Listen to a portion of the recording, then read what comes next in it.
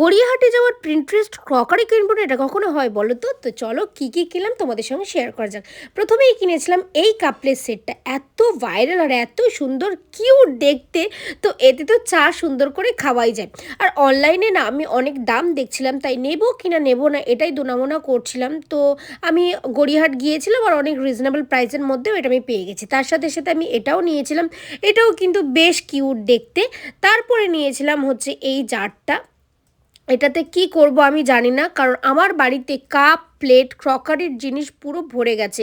আর যখনই কিছু না কিছু দেখি আমার কিনতে এতটা ইচ্ছে করে, কি বলবো, আমি নিজেকে কন্ট্রোল করতে পারি না, সিরিয়াসলি বলছি।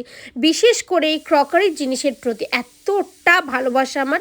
যাই হোক, তারপরে হচ্ছে আমি এটা নিয়েছিলাম, এই কফি খাওয়ার কাপটাও নিয়েছিলাম। এর প্রিন্টটা দেখে তো আমি ফিদা হয়ে গেছিলাম, কারণ এত সুন্দর প্রিন্ট, খুবই ভালো লাগছিলো। তোমাদের কোন প্রিন্টারেস্টের কাপটা ভালো লেগেছে সেটা কমেন্টে জানি।